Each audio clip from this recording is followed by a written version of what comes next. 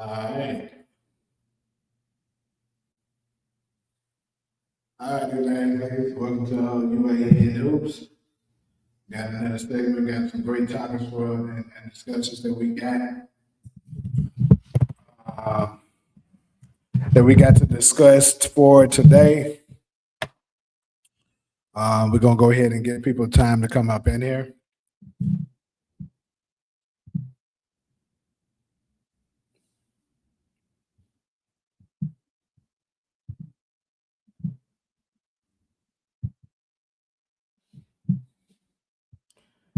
Got a lot to unravel today.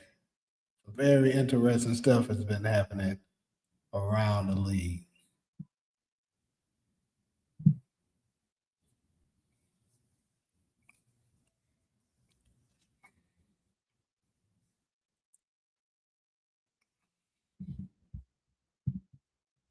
As you come in, go ahead and let me know where your land niggas is coming in from.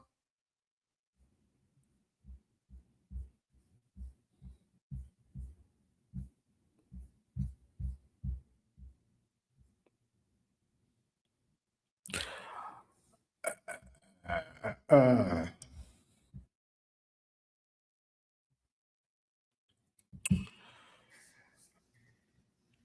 gonna give it one more minute, and then I'm gonna go ahead and start diving into it. How long I be on here? I guess it's kind of just depending on the engagement. What's up, Talia?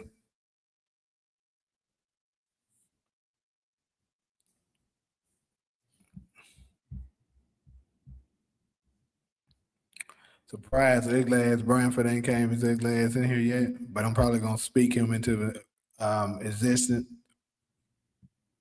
He gonna start coming as UglyAzz in here soon. But anyways, good people, I'm gonna go ahead and get started with the topics. For those of y'all that's been paying attention to the NBA world, you know that basically the first one we're going to discuss is Jeanie Butts. Now, recently she came out and made some pretty I'm not going to say egregious because I believe she is absolutely the truth. She probably, in my opinion, what she said, she probably wasn't expecting it to get out to the public like how it did, but it did. So she kind of had to, change her tone a little bit to, to accommodate not upsetting people too heavily, I guess, or whatever it is. Anyways, we're gonna go over Jeanie Buss's comments of what she said about Brian Sexual's King. We also gonna discuss the Warriors' struggles again. As we know, the Golden State Warriors played the Dallas Mavericks tonight, and of course, unfortunately, they suffered another loss, back-to-back losses since Jimmy Butler has went down. We're going to discuss their future and what I believe is in store for them. And then we had a pretty good game that just went off maybe like 30, 40 minutes ago between the Los Angeles Lakers and the Clippers. Battle of the LA. It was a pretty good goddamn game.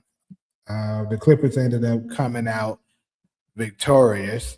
And of course, lastly, we're going to wrap it up discussing all three topics and basically giving a quick little recap. So we're going to go ahead and go back to the top.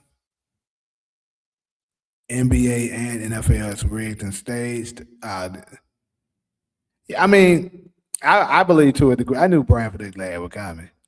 But anyways, to a degree, Bailey, I agree. I absolutely think it's rigged to a degree.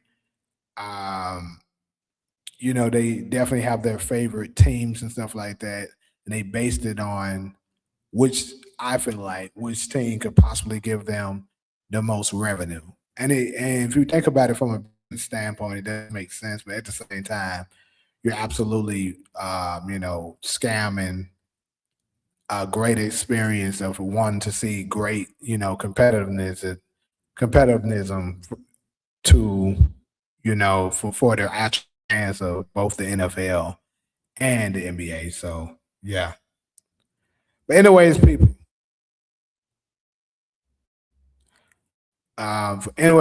We're gonna go ahead and dive into Jeanie Buss's comments. Right now, I don't actually have the exact words she said. I should have had that ready, kind of, but I'm gonna sort of paraphrase of the things that she said. Basically, Jeanie Buss pretty much said that LeBron James experience was a failure. Like, of course, they ended up getting one bubble championship that many of the fans don't even, acknowledge, and some people don't even count it as some people don't even count it as a real win. So, like a real championship. Some do, but a lot of them don't. And on top of that, she was talking about how they had to deal with the constant ego, um, you know, the constant ego that they had to deal with LeBron James. She also spoke on how she didn't like how Unclutch Sports had a hold on the Lakers organization. Pretty much they had, a whole lot of influence on the events and how they're moving things, trades, coaches, the hiring of the coaches, the staff members, things in that nature. And she lastly said that LeBron James was unappreciative for what the Lakers organization did for him. Like they pretty much gave him the keys to the city and they drafted his, well, as a lot of people would say, his bum ass son. So this is my thing. They did a lot for LeBron. And then the craziest part for me is that a lot of LeBron centrals be trying to say that the Lakers doing LeBron wrong and they unappreciative when it's absolutely the opposite. Like it's kind of crazy.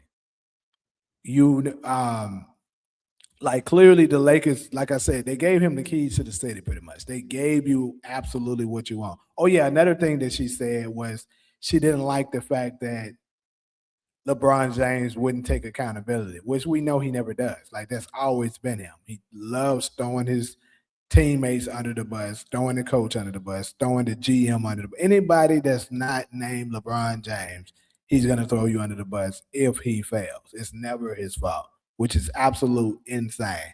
How can you call somebody a leader? That's another thing for the LeBron James fans that I just don't understand.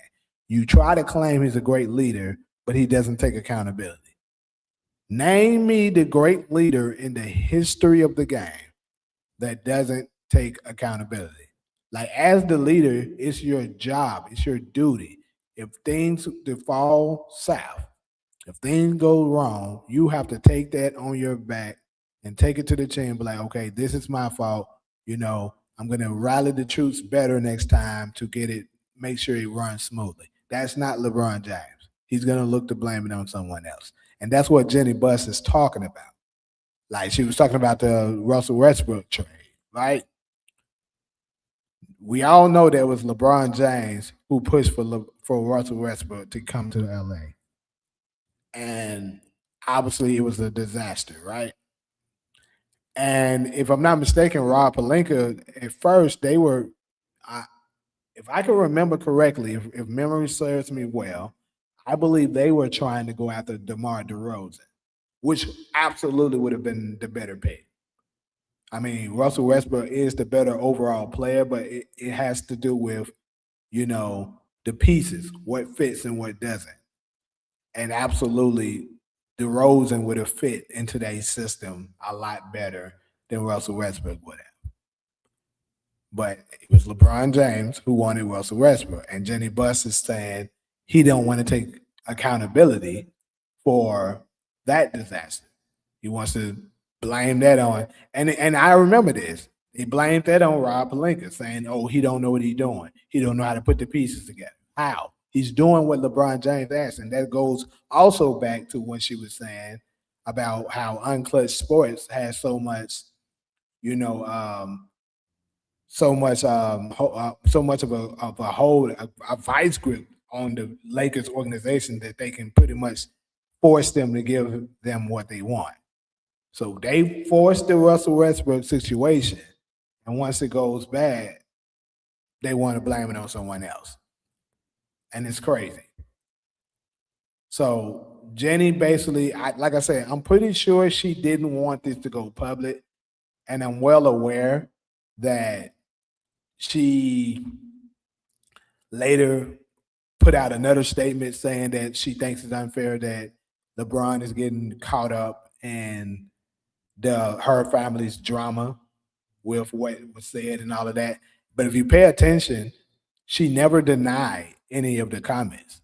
She didn't deny it. She just said it's unfortunate and she doesn't like the fact that he's getting caught up in it. So pretty much she almost said without saying, no, I said that shit. That shit is true. But at the same time, we shouldn't be dragging LeBron James's name into it.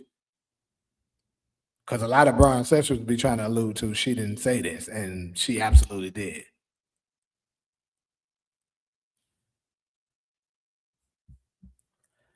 But let me go ahead and I'm gonna look into some of the comments. What's up, Ali? I ain't never seen the Lakers have this many problems before LeBron got on the roster. Absolutely. The Lakers was a respectable franchise, even when they weren't performing as well, they, absolutely were always a respectable franchise. Like, it's never been a time that they just folks just looked over them and like, oh, we ain't worried about the Lakers really. Now, folks, and here's another thing I forgot. Another point that Jenny Buss also mentioned was she didn't like the narrative that was being pushed that LeBron James saved the Los Angeles Lakers franchise. And that's a fucking lie, which I agree with that. That's a lie. Did LeBron James help uplift them because they were kind of in the stage, a rebuilding stage? Absolutely. Because Kobe had just freshly retired.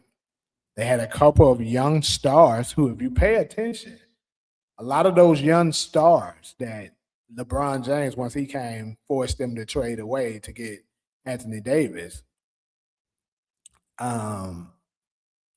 They're pretty damn good now. Like Julius Randle was on the team. He's playing pretty well.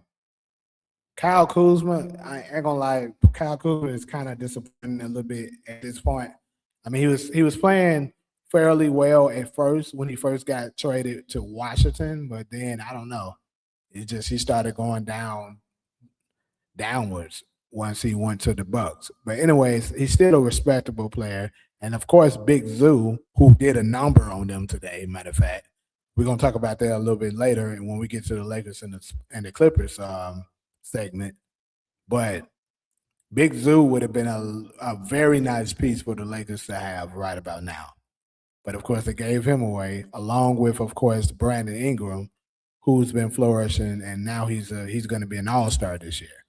So basically, they traded away all of their young talent for LeBron James's "I need to win now" metrics, and I mean, they did capture a championship, but was it really worth what they ended up going through? I don't believe that it was, and I think that's what Jenny Buss is saying here, that it wasn't worth all of the all of the drama and stuff that they're dealing with.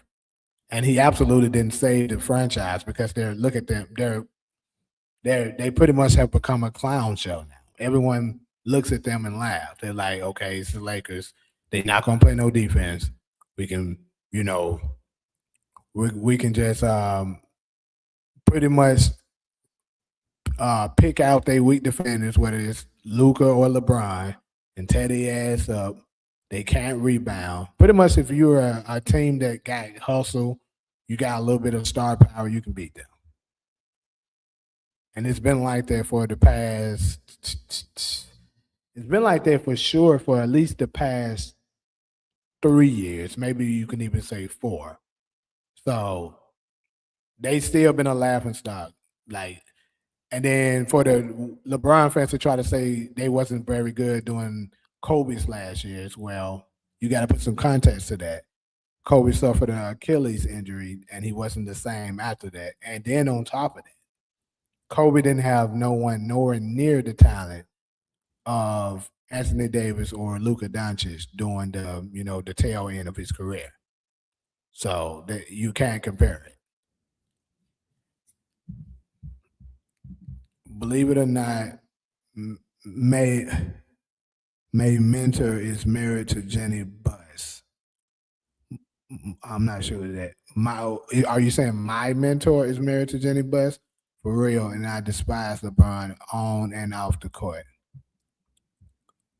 They traded all their future assets and depth for one chip, right? LeBron just wants big names to play with him. Yeah, because LeBron is not really a competitor. I keep telling folks that. They can say I'm hating, and all the other people that tell the truth is hating, but like he doesn't really like to compete. Like Brian wants the easy way out. Here come one of these clowns, whoever Billy Jansen is. Even my pop said them trading all their picks for AD was the downfall. Yeah. No, she is saying that LeBron can't really play winning basketball, then blame it on Russell Westbrook because LeBron wanted a point guard, then forced Russ to stand around because LeBron was facts. This is absolutely true. Like, pretty much, LeBron was saying one thing but doing another. Like he kept saying stuff like, let Russ be Russ, right? You remember that he used to say that shit. And yet you wouldn't let Russ be Russ because Russ, every team he's ever played on, including the one that he's with now, Russ has been the point guard. But yeah, you want to be the point guard and try to force him to stand in the corner. And then you get mad at him when you pass him to him in the corner after you doing that driving kick bullshit and he can't make the shot. When has Russell Westbrook been a 3-point shooter? Never. He's a person that making hit some here and there, but he's not a shooter. You can't force Russell Westbrook to the corner and basically want him to make the shots like he's fucking Kyle Korver or Ray Allen or somebody. That's not his game. We all know that Russell Westbrook is a player that plays full court. He's a playmaker. He attacks the rim. See, LeBron likes people who can give him spacing because he can't play no other way. He needs space. He can't play with anybody that clogs the lane. He also can't play well with anybody who needs the ball just like him. That's why the moment they traded for Russell Westbrook, I was like, the Lakers cooked. They about to be ass. Now I'm not gonna lie. Even I didn't expect them to be as trash as they were. Like I didn't think they would be good. Like I thought maybe they'll make it to like the bottom, the bottom of the pack as far as playoff teams, and then get eliminated like the first round or something. But like nigga, they were ass, and I enjoyed every bit of it. Cause that's what LeBron James get.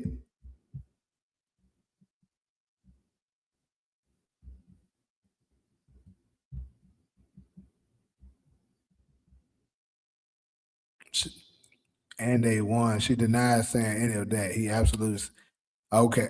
Here come young disciple with the trash ass lies. Nigga, he didn't save shit. How you save the franchise and they been a laughing stock? You got one championship out of what, 8 years? How the fuck you save them? You got multiple first round exits. You got multiple misses of the playoffs. If you telling me LeBron James saved the Los Angeles Lakers, then um, let me see who the hell. Let me see what would they be equivalent to.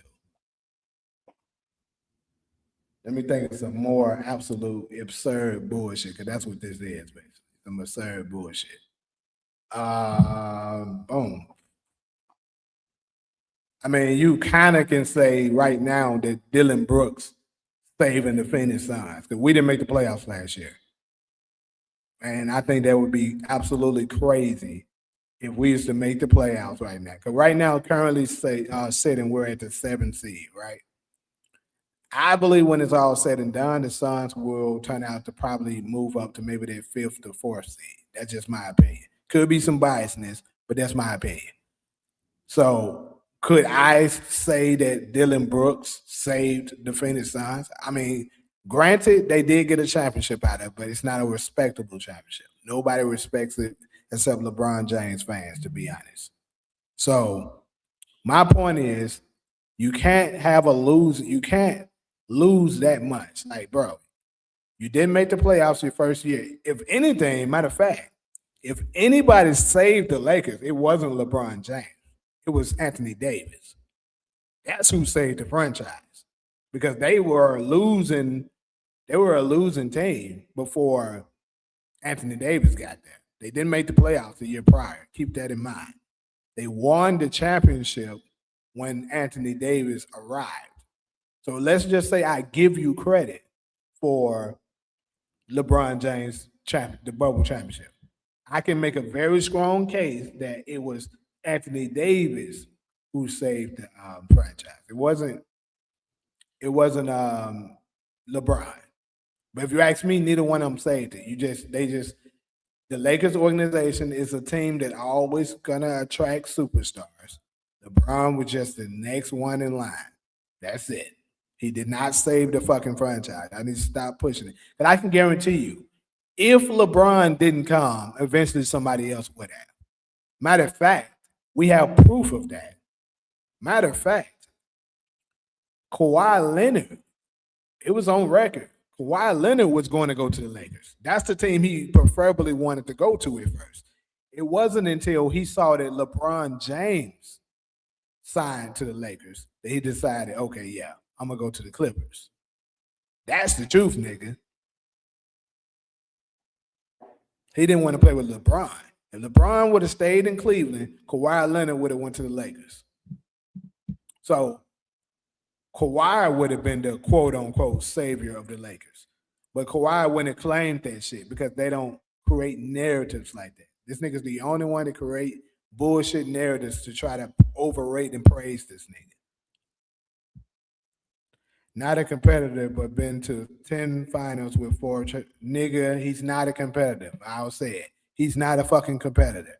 I don't give a fuck how many finals he's been to. He's a fucking loser, nigga. You lost him. You won 4 out of fucking 10, and you had superstars on your team each time you won. He's not a competitor. A competitor can win even when his back is against the wall. Every last single time LeBron James has won, he stacked the deck to win. He always had a teammate that won off. This nigga about to, I wouldn't even plan on going in on LeBron like this. This is crazy. This is the crazy part about it. LeBron James is the only superstar caliber player that you kind of put in that top 10 greatest of all time-ish level that has had multiple teammates that's capable of dropping 50. Multiple teammates that has dropped 30 plus in the finals with him. Multiple teammates. He's the only one. Michael Jordan never had that. I'll be surprised if Scottie Pippen even scored 30 in the NBA Finals game before. Steph Curry obviously had it with Kevin Durant, but that's the only one. Magic Johnson had it with Kareem, but Magic Johnson isn't a scorer, so it makes sense with him. He's kind of like he's the obsession of the rule because he's a ball distributor. He isn't a person that, scores. And then let's see, Kobe. He's never had that outside of Shaq. Shaq was the only one. You can keep going. Kareem, I don't think Kareem's ever had a person on his team that was capable of that. Tim Duncan has never had multiple, people on his team that's capable of dropping 40 and 50 points. Who else? Who else is in that top 10 range? Shaq has. I'll say Shaq has, because he had Kobe and D Wade and Penny. So I guess you can go with Shaq. But for the most part, anybody for the most part, it's rare. And I'm pretty sure Shaq never had one to drop 50, multiple to drop that's capable of dropping 40 and 50. This nigga here, he's like I said, he keeps each year trading away his players to get, to get more talent on his team to help him win. And he keeps losing even despite of that. That's what I mean by him. That's what Charles Barkley called him out about in 2017 when Golden State Warriors, made the trade for Kevin Durant. LeBron didn't feel like they could win. This is the same year he was trying to secretly trade Kyrie Irving for Chris Paul. And he kept on complaining, saying, we need a distributor. We need a point guard. That's what he kept saying. But you got Kyrie Irving on your team. Why the fuck would you be saying that? And then Charles Barkley basically called him out and was like, nigga, you got the highest paid team in the league. I think at the time, that was the highest paid team in NBA history. You had a loaded squad, nigga. You got Kyrie, you got Kevin Love, you got great role players on your team.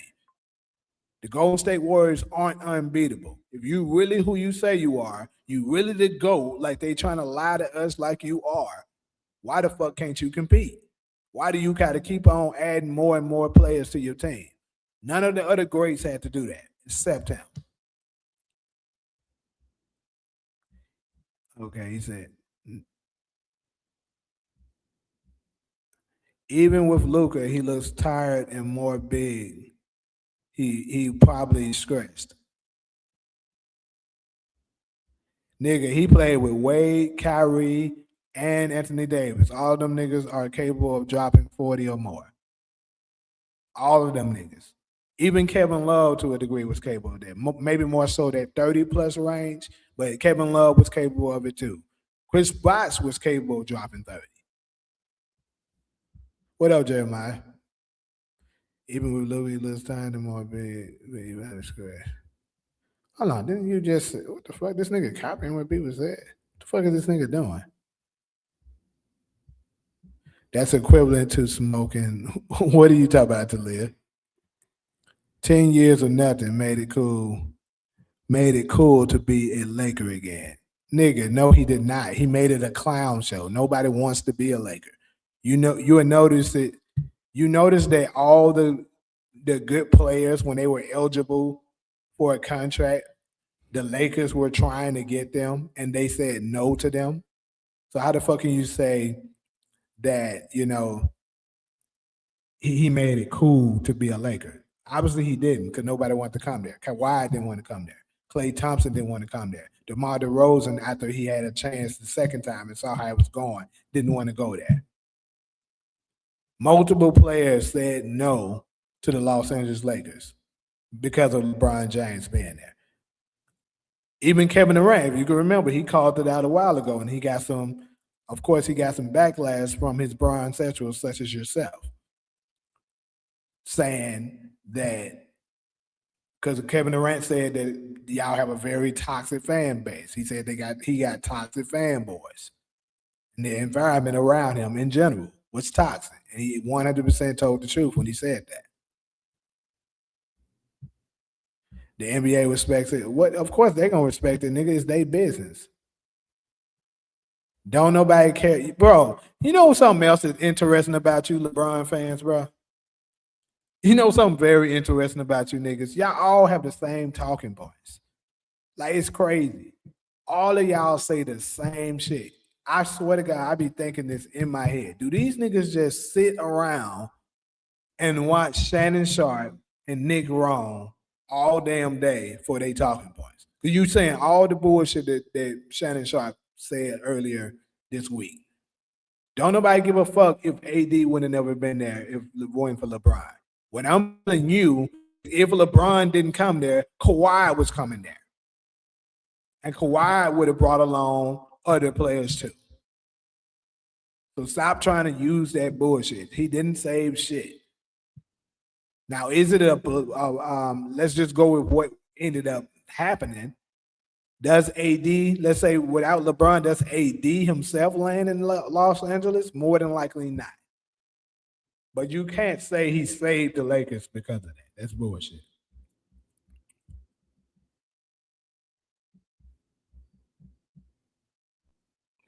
You said he wouldn't have. How wouldn't he? How can you say he wouldn't have delivered when he just was coming first from a championship, nigga? Like y'all be saying crazy shit, bro. He just won a fucking championship with the Raptors. Nobody thought that he was going to win with the Raptors, and the Raptors were way less talented than what LeBron has. It was no superstar caliber player on the Raptors when he won. Now, granted, he got lucky. I'll give you that. He definitely got lucky that Kevin Durant and Klay Thompson got injured. Even some of the Golden State Warriors role players kind of got injured. Give you that. But I'm just saying, he had some competition in the East as well, unlike LeBron when he was in the East. And he ultimately got the championship. So you can't say he wouldn't have delivered when he just freshly came from delivering. Y'all be just saying shit.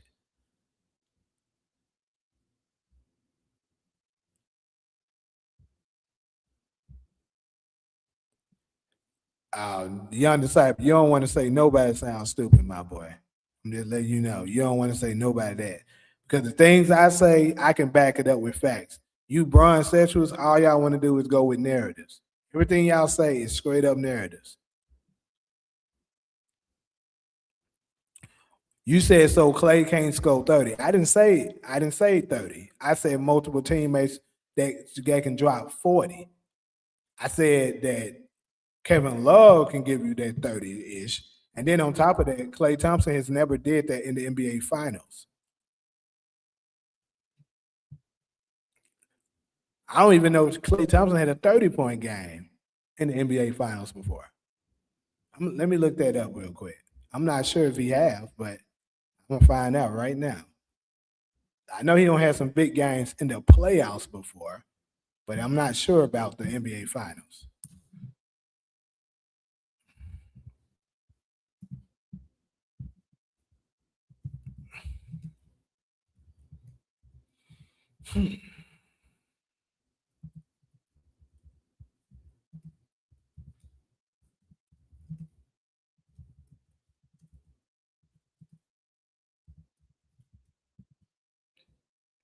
Nope, he hasn't.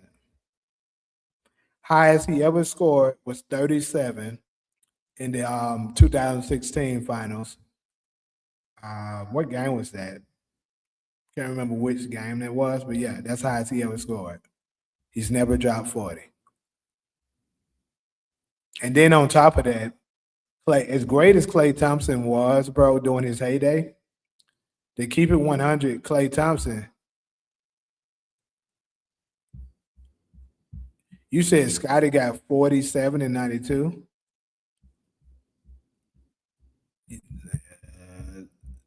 In the NBA Finals? I'm pretty sure he didn't. Let me look at that up. Pretty sure he didn't. I could be wrong, but let's see. I'm almost, matter of fact, I'm positive almost this nigga didn't. The fuck?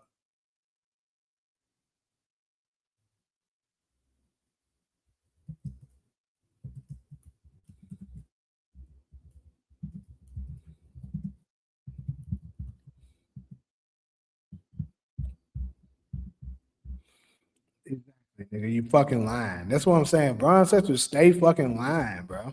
Y'all niggas stay fucking lying. They don't make no fucking sense how y'all just make up bullshit. The nigga's career high is fucking 32, nigga. Fuck out of here. All y'all niggas do is lie.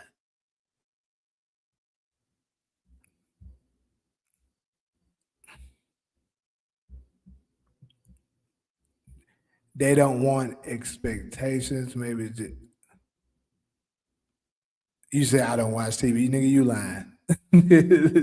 You lying right now. I'm gonna call it out because there's no way you can tell me that there's no way you can tell me that you saying the same talking points that these clowns on ESPN and of course Shannon Sharp on on his nightcap and shit like that be saying and say you don't watch TV. Even if you don't watch TV, you saw the shit on YouTube.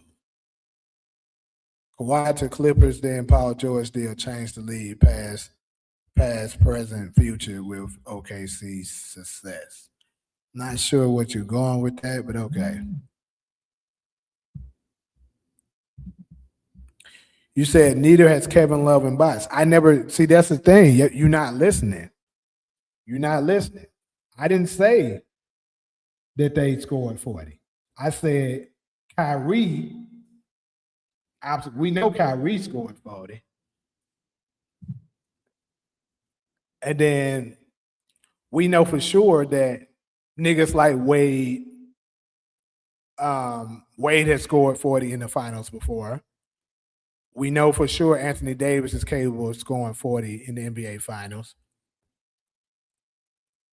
Like LeBron has multiple teams, and then the 30-point games that you're talking about with Klay Thompson and shit like that, they had like maybe a one-time type thing where they did that. Niggas like Kyrie, niggas like Wade, Anthony Davis, Luka Doncic, they can consistently drop those type of numbers. Like if they drop those type of numbers, you like, oh well, another day in the lab for Luka or Wade or Anthony Davis.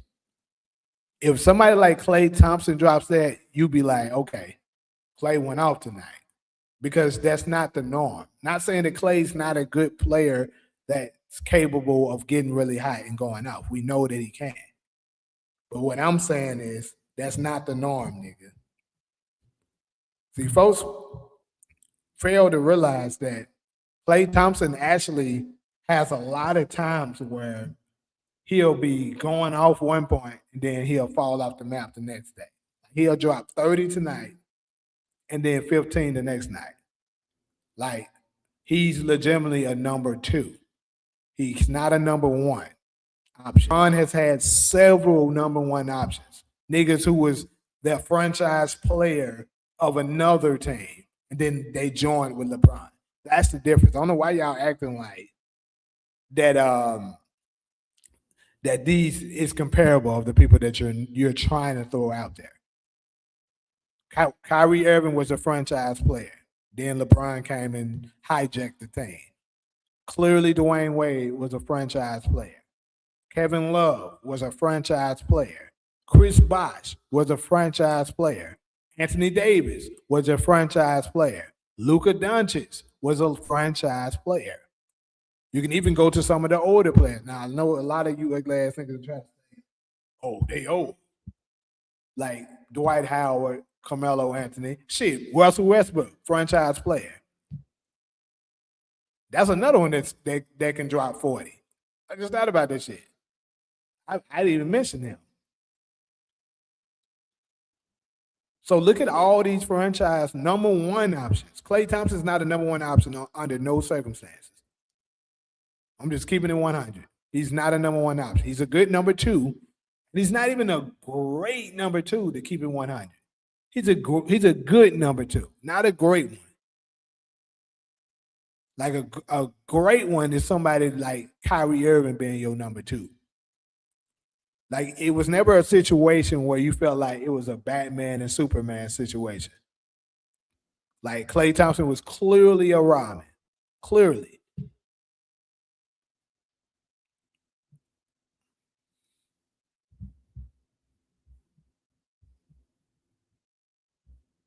Yeah, I know. That's what I was just saying. Highest Scotty ever scored was 32.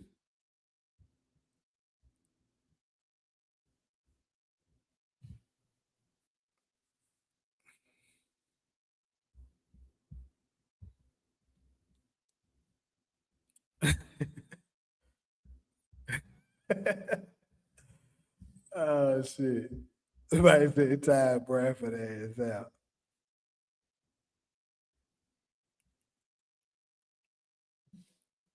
Yeah, Ilgakis was a number 2. But my point is, bro, LeBron has played with multiple superstar caliber players, number 1 options, and he came up short, bro. He was a number. He had multiple number 1 options, most of NBA history, and yet he has almost the worst. Well, he has the worst NBA Finals record of any of the top 10 caliber level players. That's what I'm saying. Nobody else. Michael Jordan, Kobe, Kareem, Tim Duncan, Steph Curry, Magic Johnson, Larry Bird. You can throw Shaq in there, Wilt Chamberlain if you want to put him in there, Bill Russell. I'm just throwing out multiple top 10 level people that people would, throw in there. Some got Hakeem in there, top 10. Who else am I missing? I think I covered what most of the people standard top 10 level players are. But yeah, my point is none of them has ever had that kind of help on their team. And guess what all of them have in common though? Outside of Wilt Chamberlain. They have winning records in the NBA Finals. And Wilt Chamberlain has never had as much help as LeBron James. He's never had that many superstar caliber players on his team. When he did kind of get some star power on his team, he got a few championships. That's another testament of why LeBron is so fucking overrated. I don't know how the fuck y'all think he to go, or even close to the go. It's really insane. Speaking of Warriors struggles, their front office is garbage like the Heat. Well, let's go ahead and move on to the Warriors struggles. We're gonna go ahead and talk about it. So I absolutely can agree with you that the Warriors front office is not too great. Gotta agree with you on that because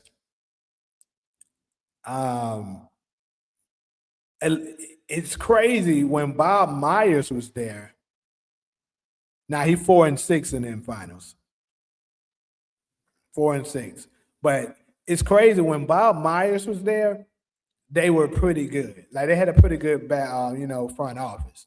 He was making all the right moves. He was drafting the right players, making the right trades. Shit was clicking when he was there.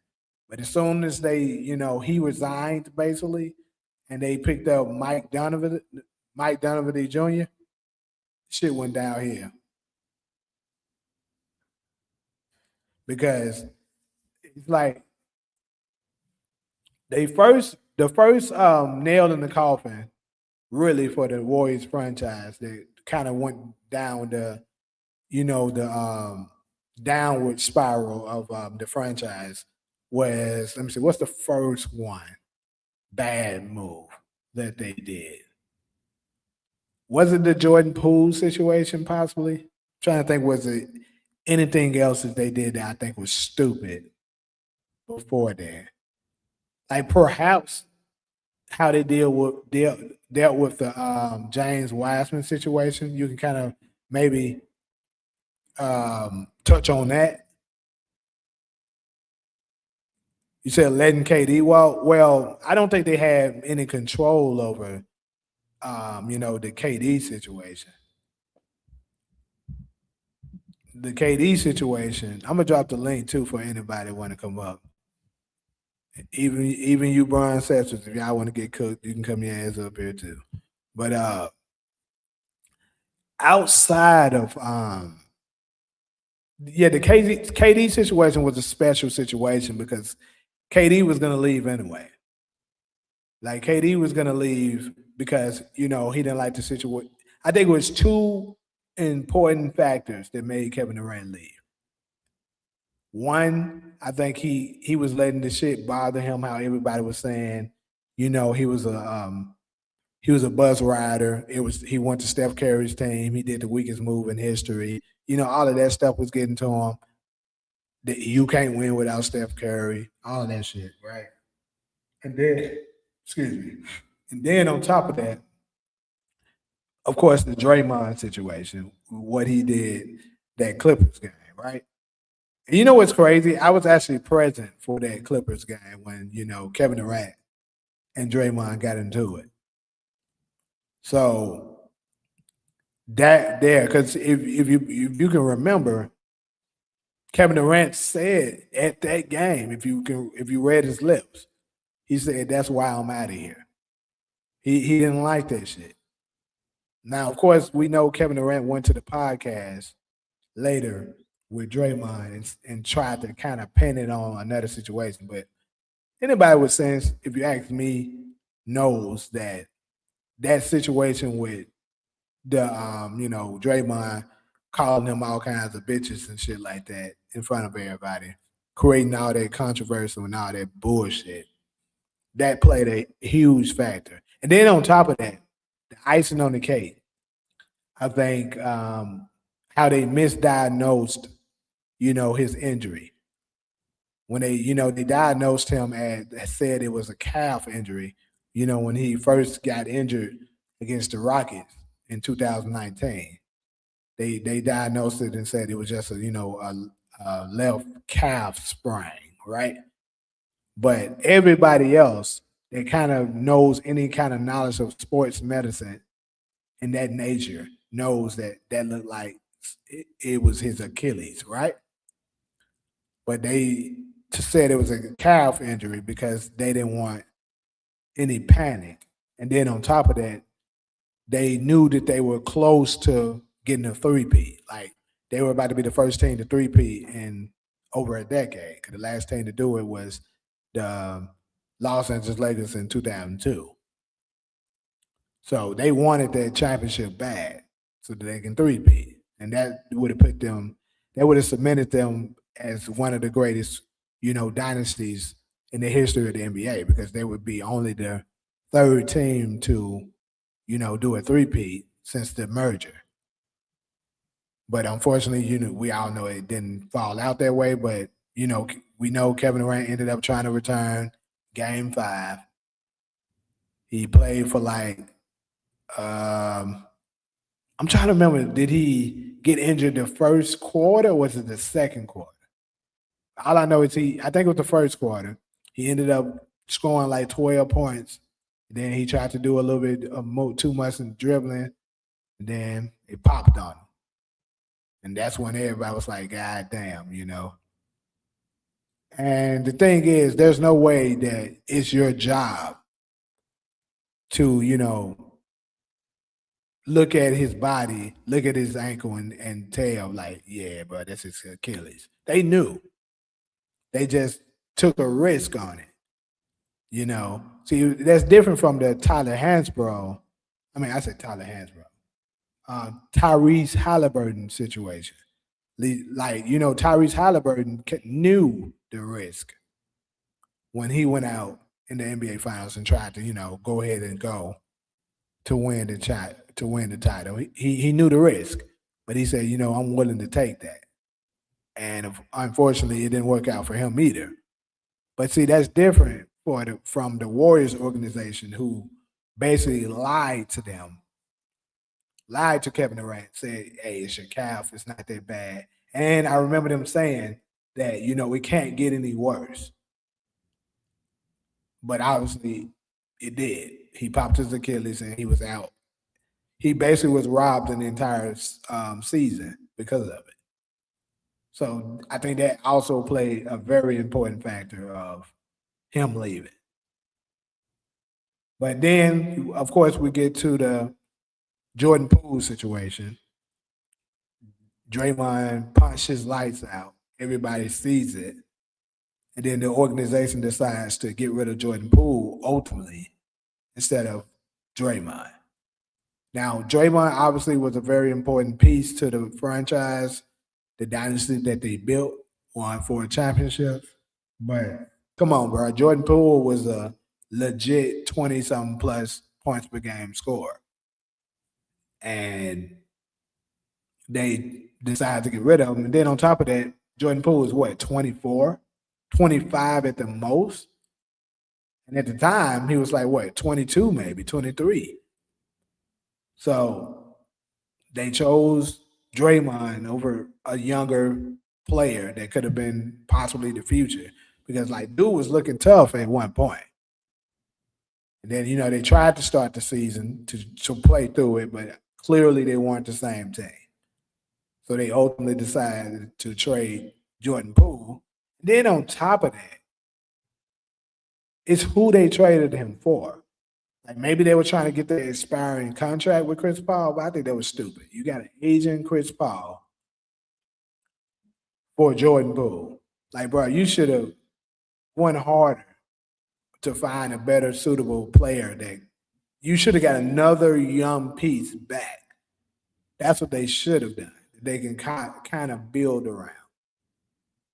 But they did what they did. That was another very terrible play. And then on top of that, now you done lost Klay Thompson. Now, was Klay Thompson a shell of himself, sort of?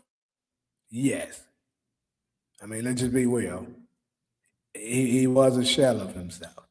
But, I mean, I kind of think that one was a little bit inevitable. Like, I don't think they could have avoided the Klay Thompson situation because I think Klay didn't want to accept less money.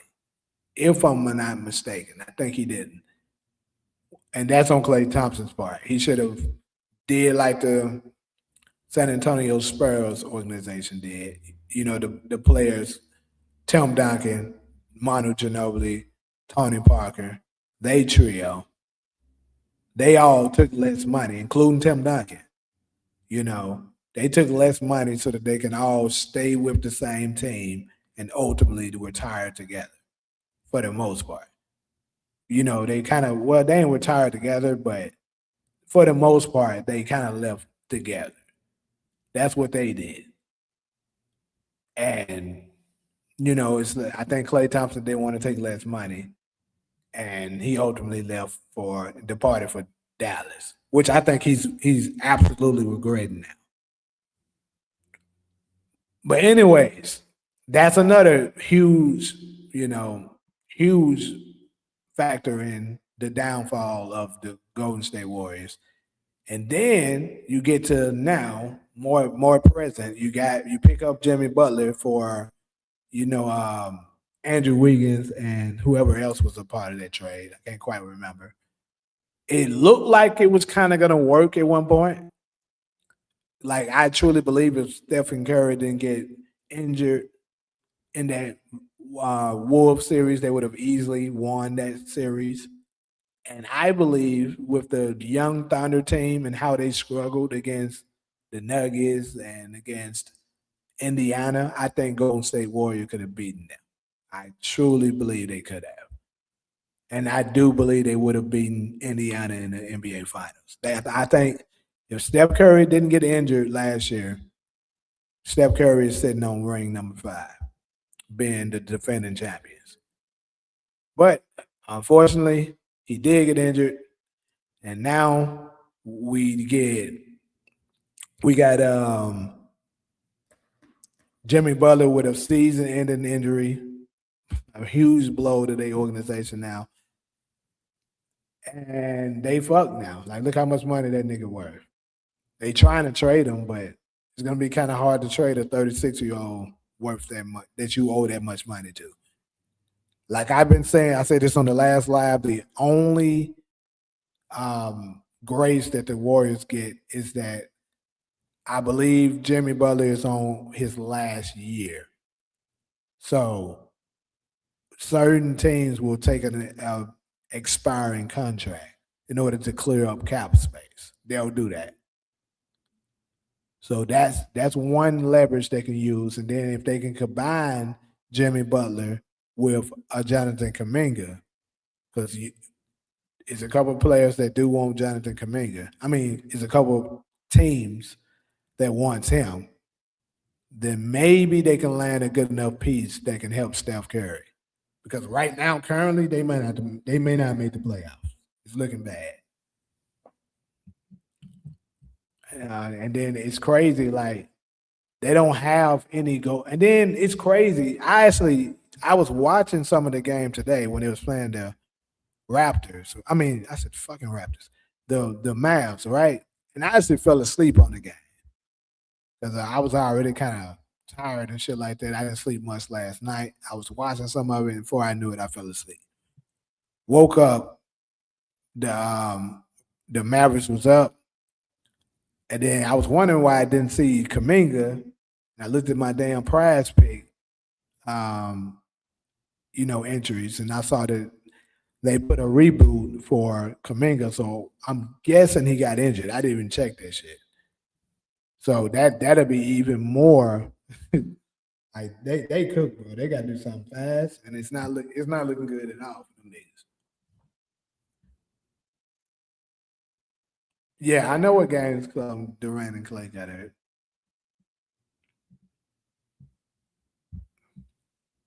Steve Kerr doesn't like developing rookies either. I agree. That's another thing. Absolutely, that nigga don't like developing rookies. Like he rather go. He's like the LeBron of coaches. He rather get the players that's already you know fit so that they can be in win now mode. But I'm gonna say this: the difference is, um, Steve. I think they're trying to squeeze out as much as they can while Steph Curry is still viable. While he's still in the back end of his prime. Like he's still pretty much Steph Curry. Like he dropped 40 tonight. So he's still he's still up there. So they trying to put pieces around him that can be in win now mode. They don't have time to develop the young talent right now. But they fumbled the Jordan Poole situation for sure. Like that shit, they fucked that up bad.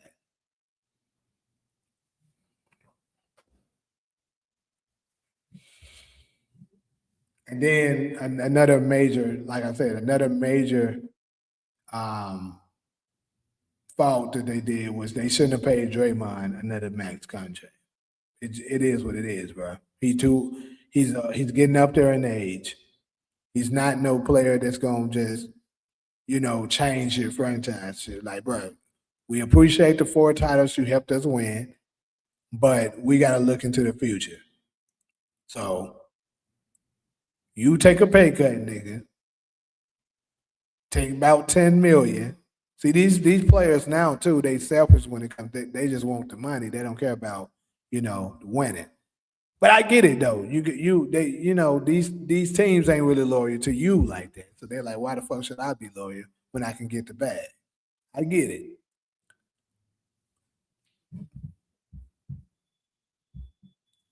Giannis to Golden State. I mean, that would be lovely if they could pull that off.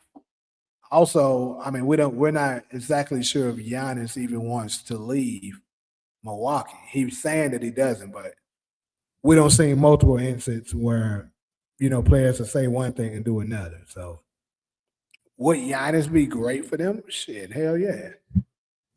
He'll help solve their defensive issues. He can, he helps more on the defensive side. He can help Draymond when dealing with some of these low post players because that Draymond constantly battling these big ass centers playing the five. That's crazy. He can kind of help with that situation, and obviously that gives you another dominant scorer on the team. And at that point, you'll get a player that's better than Steph. If he was to join the team. So they would absolutely be an instant championship contender if they can pull it off.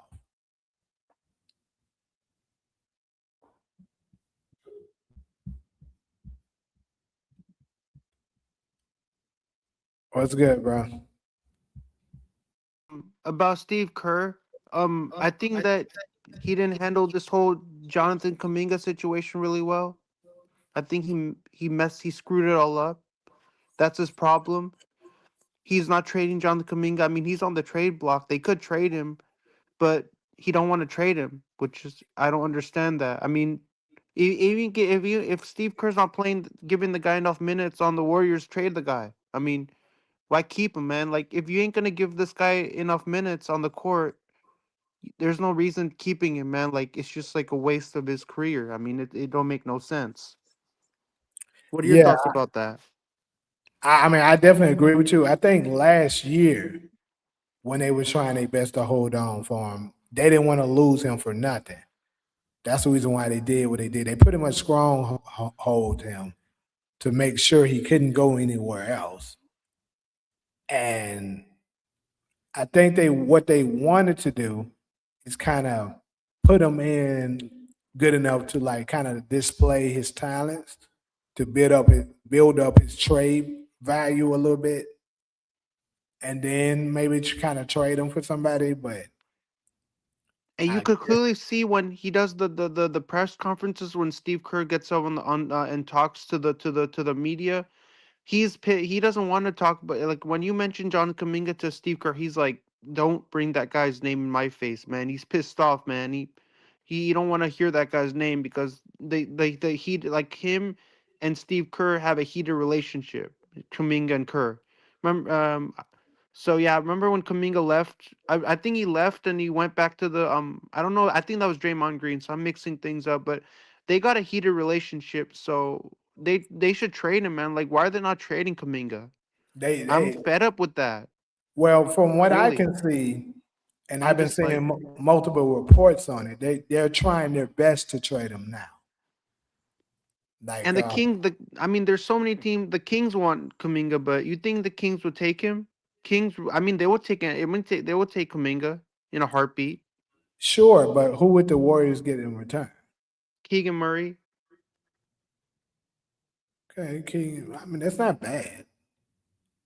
But if I mean, I'm I asked Warrior fans about that trade, and they said that's a really good trade. You know, Kuminga to the Kings, and then get Keegan Murray in return coming to the Warriors. I would not disagree with that trade. It's not like a out crazy out there type of trade that like people would be like, I don't agree with that trade. all right, I put Bradford in timeout. The mind going there. Mind this here. So the thing, I mean, I love Steve Kerr. He's a great head coach, but he favoritizes players over other players. That's the thing I He don't understand. absolutely does that. He favoritizes certain players that he likes. Like, I Oh yeah, like, this is my player. I like Brandon him, and I don't care Linsky and about all these shit. other players. Like Pods, I don't know why they keep starting I just Pods. said it. Yeah, They keep absolutely. starting Brandon Paget every game. They keep starting Pods. I'm like, Why? Even Boogie Cousins doesn't like them starting Pods. You hear Yeah, that talk with Chandler Parsons and Boogie, and I he haven't when seen he it. mentioned Pods, and Boogie Cousins was like, why you starting Pods? And you stop. I mean, Pods. You know, he don't like them starting him every in the starting lineup.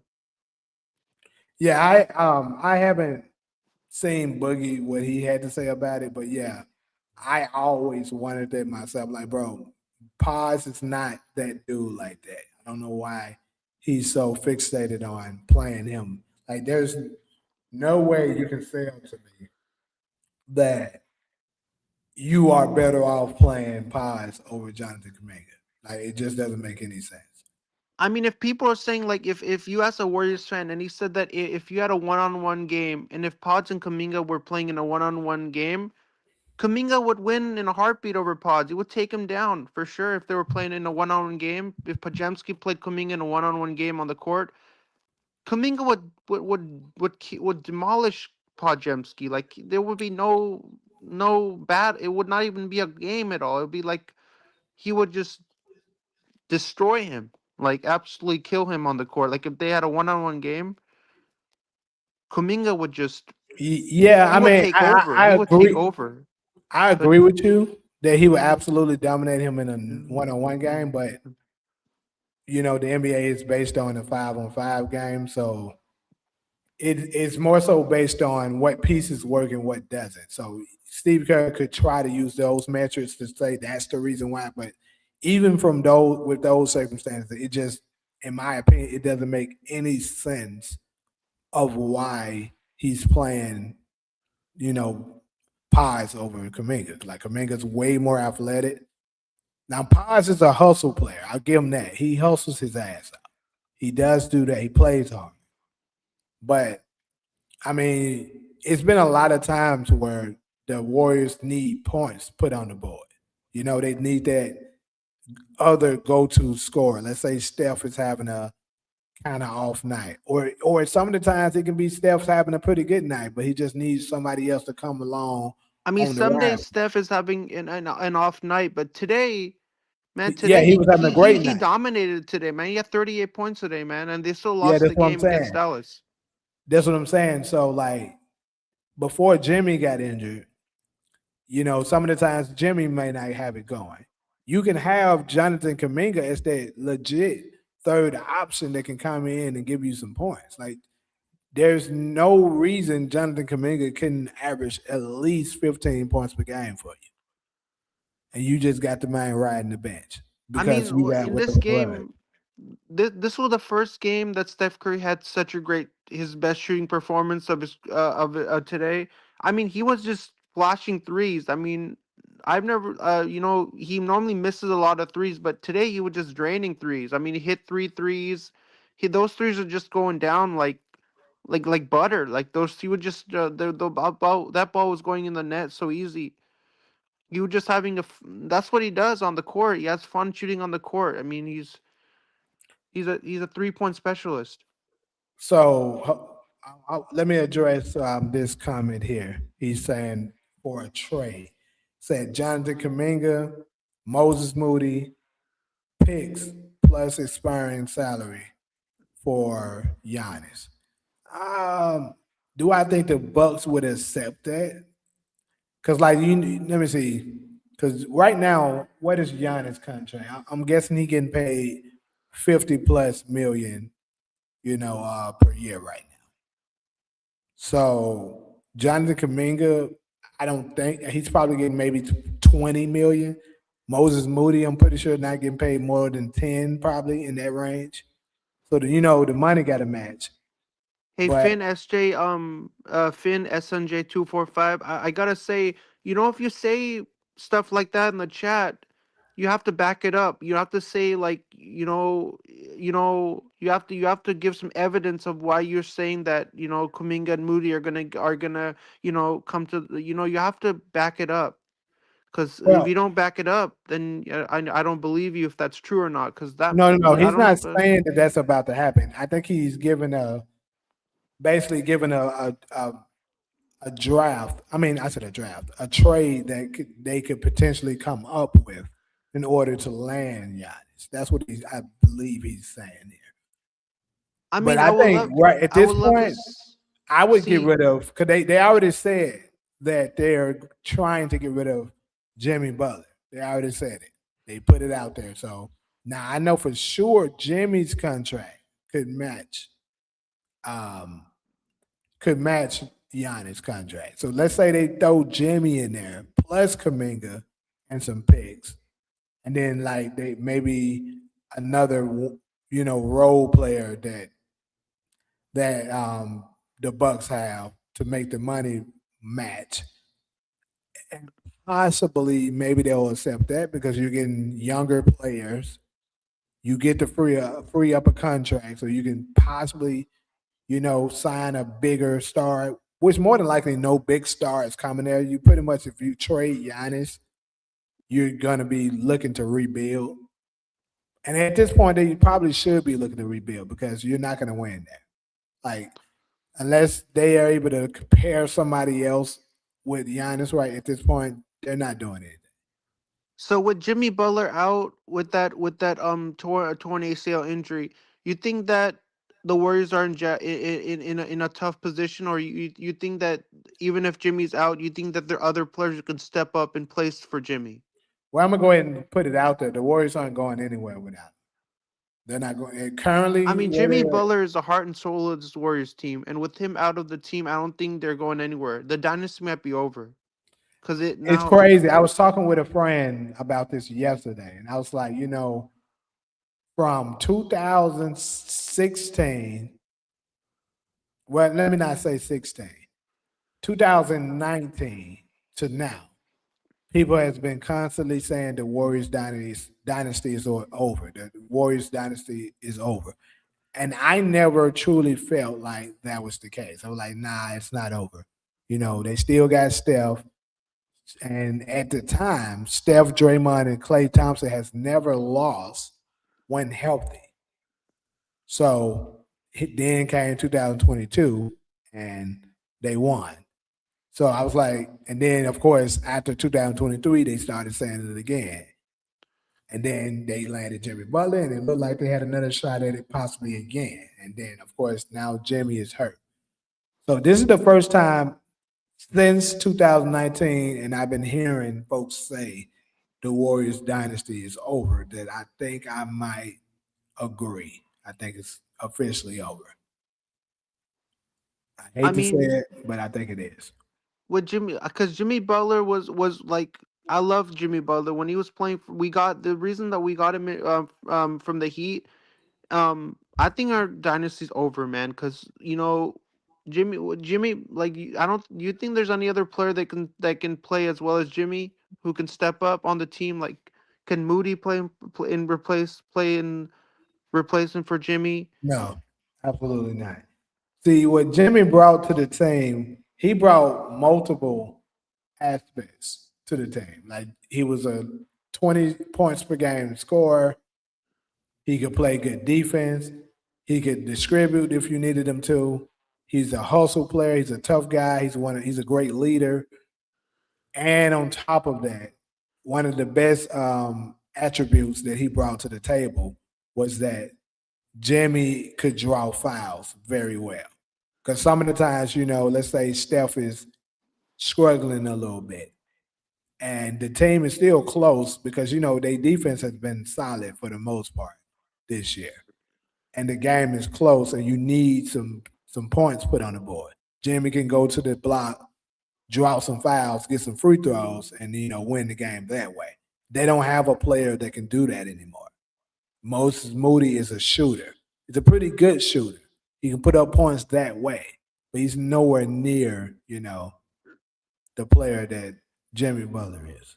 I mean, for me, when I look at Steve Kerr, I love Steve Kerr. Like I don't hate the guy, but the lineups every night he puts the lineups every night, and then he changes the lineup like at the last minute. Like if you're having a lineup and you're successful with the certain lineup, keep like run with it. Don't change it at the last minute.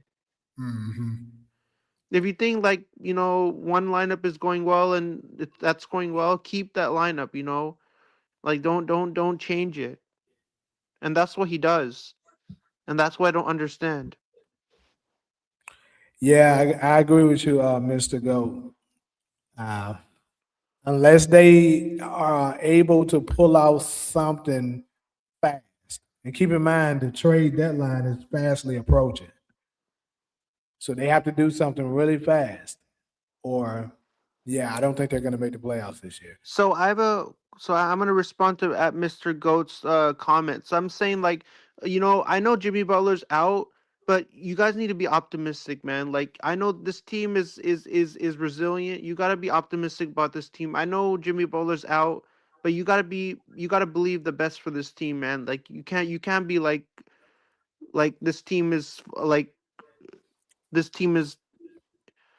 you can't say that, like you got to be optimistic about the Warriors and know that they're gonna do something, you especially when Jimmy Butler's out with Well, that injury. at the same time, though, you can't be delusional too. Like I think a lot of fan bases are delusional. Like you can see that the team isn't that good, and you still be So like saying, when I look at certain fans, I don't know whether they're being optimistic or they're being delusional. I can't really distinguish whether you're actually saying I good can things give you about the some team or examples you're of that. saying like I can negative give you things some about the examples team. of it. Like certain times, let's say you got a player that's great on your team. Like for instance, Steph Curry is very great. We know it. He's an all time great level player. As long as you want to say be optimistic, because you're like, man, as long as we got Steph, we got a chance. Which I agree, you do, as long as you have them. But you know, at some point, when you see them losing time and time after again, you got to actually accept a spade for a spade. I'm not saying that's the case for the Warriors right now, but I'll give you an example of delusion. An example of delusion is the Los Angeles Lakers. Well, not let me rephrase that. Not the Los Angeles Lakers, the LeBron fans. They're delusional because LeBron has lost time and time again, back to back to back to back to back first round at exits. He's constantly losing to the same teams, So the optimism and they about keep saying the same shit each year. They're gonna win the title. That's delusion. s- so the optimism is that Warrior fans want LeBron James to come to the Warriors. That's No, being hell optimistic, but no. they also but people Who they want wants LeBron that? to come to the Warriors to play with Look. Steph I because they want to both call played in Akron. myself. I wouldn't call myself a Warriors fan because I'm a Suns fan, but I do rock with the Warriors hard because No, I'm a I mean, super Steph fan. I'm not saying you're a Warriors fan, but I know some of my best friends Yeah, I'm who a are Steph big fan Warriors though. So fans. like I said, I rock with the Warriors, Yeah, but I'm and saying if LeBron came to the Warriors and played with Steph, nobody they wants both that. To, they were from what born in everybody I Akron. talk to, they don't want that. So LeBron and Steph were both born in the same city. They were born in the same hospital. I mean, So they are both all stars. So that I mean, everybody wants. no, I know it's no. hypothetical. It's not going to happen. But No, what do it's you not tell so much those? that it's not going to happen. I don't think no one wants that, including Steph Curry. I don't think Steph Curry wants him on the But team. doesn't he? But they're both. Don't you want to? They're all stars, don't they? I mean, LeBron LeBron is wants to bro. play This with is the him. thing. I'm being honest. It's gonna sound like it's hate, but LeBron is really not an all star, bro. At this point in his career, he is not. He just LeBron is good at manipulating numbers to look like he's an all star, but he is not. He gives up points after points after points. He doesn't play any defense. He turns the ball over at a high rate. And on top of that, he comes with hella drama.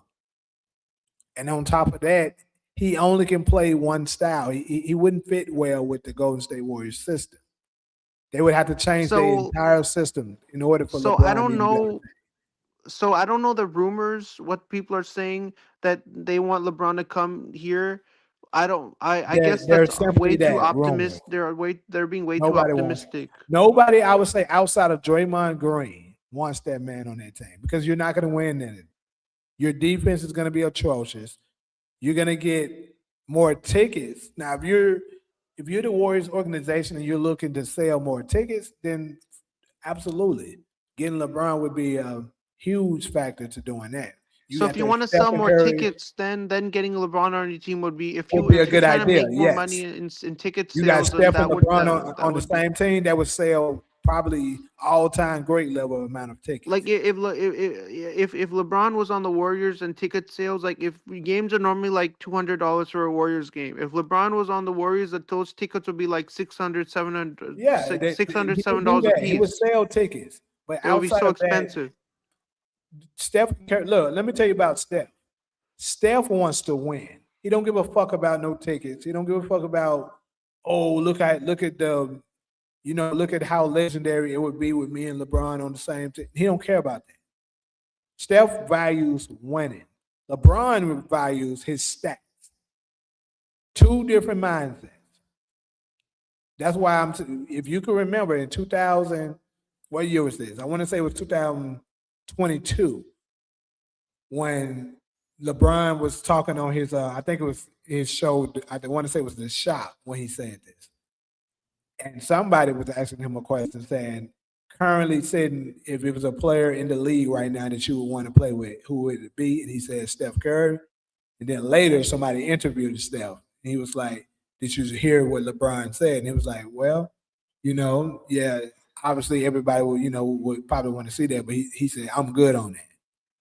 Steph doesn't want to play For with me the that's speculation. what There speculation. like you don't speculate. Like I don't agree in speculation that this is gonna happen. Then if it doesn't happen, then they're sitting there in like we shouldn't have said that because we speculated something and it's a false thing and it didn't it ended up not happening. So yeah, I don't agree in rumors or speculations or on none of that stuff. I don't believe in all that stuff. Making rumors, false stuff don't happen. They ESPN always put stuff on online and it doesn't it's not true. Like they said, Warriors got Michael Porter Jr. They're never getting Michael Porter Jr. That's a false rumor that ESPN wrote. They said Warriors traded from MPJ. That didn't happen. They're not getting MPJ. So if whatever ESPN said, I don't agree with it. Yeah. Most of the stuff So, what ESPN says is all wrong on ESPN. well, ESPN is a network that a lot of the time they lean towards whatever favors LeBron. If you pay attention,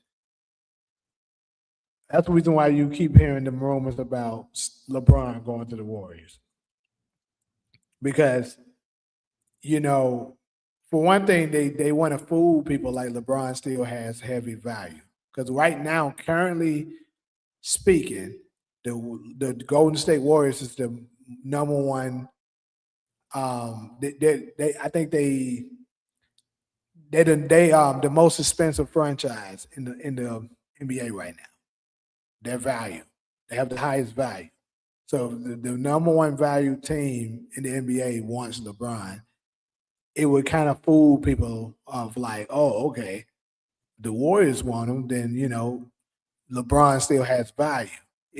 They're basically trying to run game to let the Lakers know that look, there's other teams that want him. He might go there if you don't do this.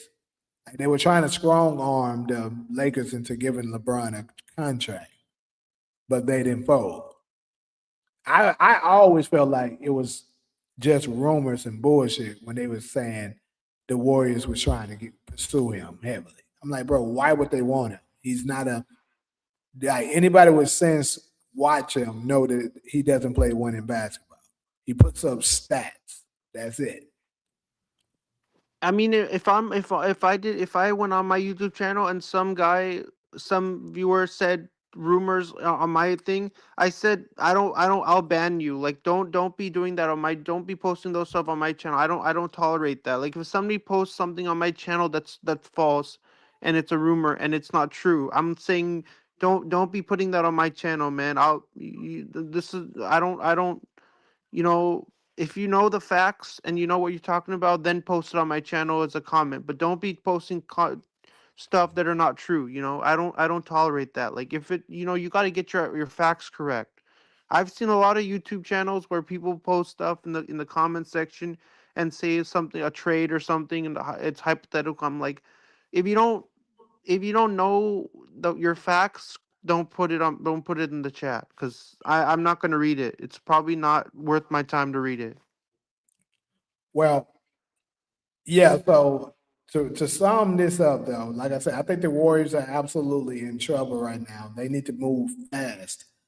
I mean, we kind of seen what they look like a tad bit in 2000, what it'll look like with just the Draymond and Steph dynamic in 2021. Like they kind of got it together towards the back end, and then unfortunately, they missed the playoffs because they got knocked out in the play in by Memphis. So I mean, maybe they can go back to that, perhaps. But Steph was playing out of his mind towards the end of that, the end stretch of that year. And but do we have that to do that night in and night out again at his advanced age? I don't know. And keep in mind, they also still had Jordan Poole, who was starting to emerge to the Jordan Poole that we saw in 2022, and they had Andrew Wiggins. So I don't know if they can do that again. Perhaps they could. I would say it'll be another great milestone for Steph Curry's career if he's able to will them into the playoffs after Jimmy Butler goes down. So a But lot like of people are saying that this might be Steve Kerr's final I year saw as the that, coach of the I saw Warriors. that. He won't be coming back next year. Nobody wants a coach who's mistreating their players. Nobody wants a coach who's doing that. I would if I had my coach and my coach did that. I would say I don't need you. I don't want you to be my coach, man. If he's mistreating players like that? I think the NBA did a right thing to say that this is his last year. Well, as yeah. coach. If I'm the Warriors organization, I mean, You what think this they is did the NBA did the right thing to say that, Steve Kerr, like you're not returning back next year. So if well, you it's think not you're the coming back NBA's next year, decision when it comes to that. It's the Warriors organization. no. And So the NBA and the Warriors organization decided that they're not going to have Steve Kerr come back next year. So well, it's both like the I NBA said, and the it's Warriors not the organization NBA. are They doing don't it, give a right? damn about Is it what he. just the Warriors organization who decided that, or is it the Yes, NBA and the Warriors organization? it's just the Warriors organization. Just NBA the has nothing to Warriors? do with it. Yeah, Nothing. The NBA doesn't have anything to do with it. they have nothing to do with that. The only way the NBA will get involved if it's some kind of foul play being done with the ownership or something like that.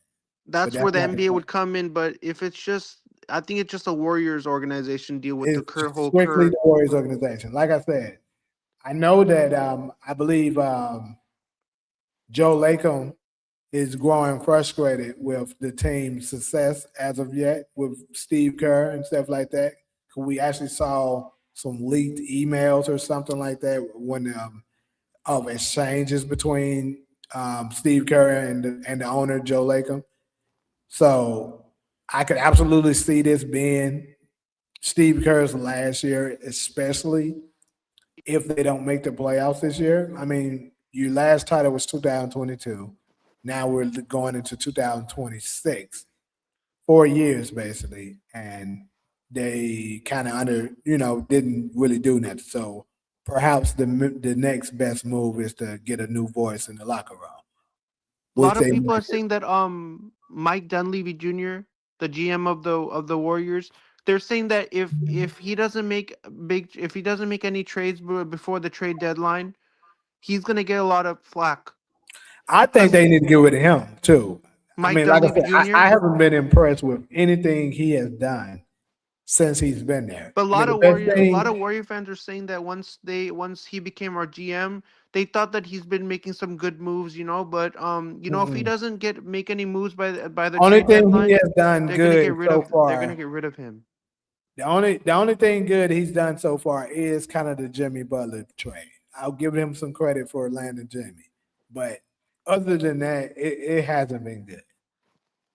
Like, you think he's gonna get flack if he doesn't, if by the end of the trade deadline, if he doesn't trade Kuminga or if he doesn't make some big moves, Perhaps, he's gonna be gone from the organization.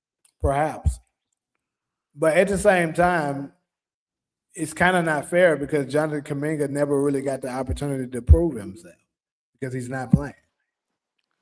And that's a lot of Warrior fans who like they know a lot about Jonathan Kuminga. They're saying that he came out from the Congo. So Mm, he came out from the Democratic Republic. So he played overseas, and then he came over here. So I mean, I like that part that NBA is like global now. All these players from all over the country are playing in the NBA. Like the Wagner brothers, Mo Wagner and Franz Wagner, the German brothers. mhm. They are now a star to, like, they're becoming like well known in the sports world now. Like, they're brothers, and now they're playing on Orlando, and they have a history.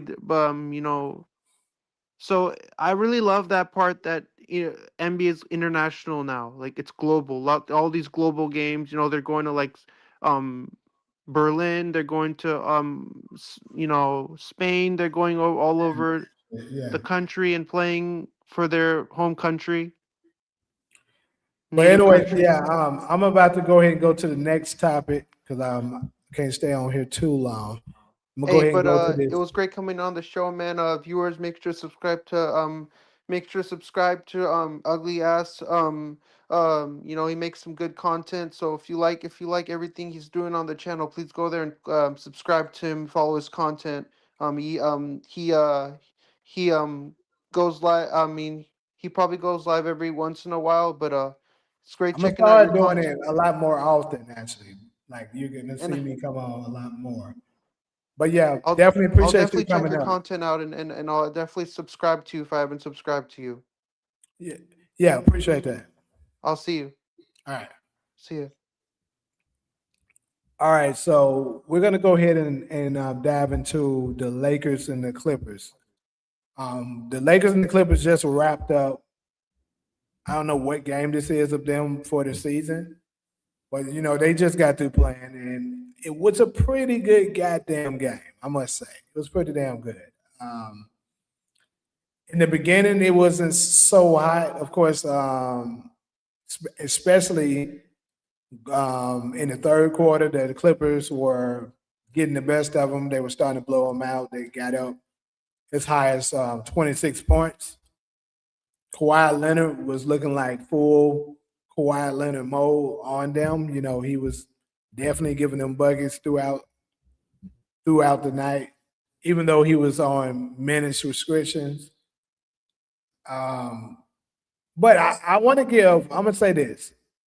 I want to give the Lakers a little bit of flowers tonight because they actually kind of came out like not so much the first half, but that second half, the Lakers came out to play. Like they were hungry. It's like they were like, nah, we're not losing to the Clippers. Even though they ultimately did lose. We actually seen them playing good. They had some good defensive stretches. Marcus Smart was coming up big. Like Marcus Smart was hooping. To be honest, he played a huge factor in keeping them into the game. He was making big shots, great hustle plays. He always plays hard. He plays good defense. Um, and then Luca kind of came alive that third quarter more so. And then after that, LeBron came back in and did his thing. I think they were able to cut that 26-point lead. I think they got it down to as low as maybe 8 points, maybe even 6. I'm not exactly sure. But of course, they ultimately fell to them. I can't remember what the final score was. I can look at it now. Hold up, let's check that. Yeah, they fell to them 112 to 104. And, pretty much they lost by 8 points. And like I say, it was a pretty good game. It turned out, it looked like, oh shit, the Clippers about to blow them out. And then, like I said, Marcus Smart and Luca came alive and it kind of changed the game. James Harden, must say, James Harden didn't do shit the second half. Like, I don't know what dude was doing. Like, that, he had, in the first half, I want to say, I know he didn't have that many points. Maybe he had like 13 or something like that. But I do know he had 8 assists, which is good first half, right? And then he only finished with 18 points, 10 assists. So that second half, he just completely slowed the fuck out. I was like, what are you doing, ugly ass nigga? And I betted on his ugly ass tonight, and he fucked the shit up. He finished with 18 points, 10 assists, 7 rebounds, and fucking 7 turnovers. Atrocious on the turnovers. But hey, he had a plus minus of plus 13. So gotta give him credit for that. And I'm gonna say this. Man, the plus minus shit is kind of very weird because Kawhi Leonard was busting ass and he only had a +1. So it's very weird how they factor in this plus minus thing. But anyways, though, they lost by 8. They played pretty. I'm gonna say this too. I don't understand what they were doing towards the end of the game. Now it looked like LeBron was trying to be the man too. That's another thing I think is a huge problem. The Los Angeles Lakers are never going anywhere until they get rid of this dude. And I'm not at all. I want to be clear. I'm not at all blaming him for this loss with the Clippers. But it was not LeBron's fault. Did he miss some shots down the stretch? Some of them, yeah, he did. But so did Luka, And I actually seen LeBron trying to, actually play some defense and stuff out there today. But It's just in clutch time, LeBron has never been good in the clutch, despite what Bron Sexuals and the La Media try to fool you into believing. LeBron has never been good down the stretch. I don't give a damn what no one says. I don't care. Give me the top 50 greatest players of all time. I want LeBron the 51st one or the 50th player who I want to be my closer. He is not a good closer. And at the end of the game, the ball was in his hand. I'm like, bro, why the fuck is Luka not coming to go get the ball? But for some reason, the last couple of possessions, LeBron bringing the ball up the court, he's making the decisions. They didn't score off it. And it's just crazy to me. Then another possession that I can remember, Luka actually had an open three and then he passed it up, which was kind of weird. But yeah, it was definitely a winnable game when it got close to down the stretch, but the Lakers couldn't get the stops that they needed, and they couldn't make the shots at the very end. But Marcus Smart, shout out to Marcus Smart. Marcus Smart played his ass off tonight. And it just goes to show, once again, whenever the Lakers run into a team, and it's crazy because the Clippers aren't a plus 500 team, but as we know, since the awakening of the Clippers have happened, they have been a very good team. Like they've won. I'm not exactly sure what their record has been since they woke up, but I do know for sure, like within like their last 15 games, they won at least 10 of them. So they have been very good down the stretch. So as of late, they're a plus 500 team, although their record doesn't, show that currently. And right now, what's the Clippers right? They're 20-24 now, but we know that they started off really bad. Like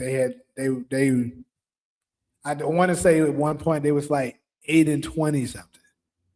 So for them to be 20-24 now, they've been playing really well. So lately they're a plus 500 team, if you look at it from that aspect.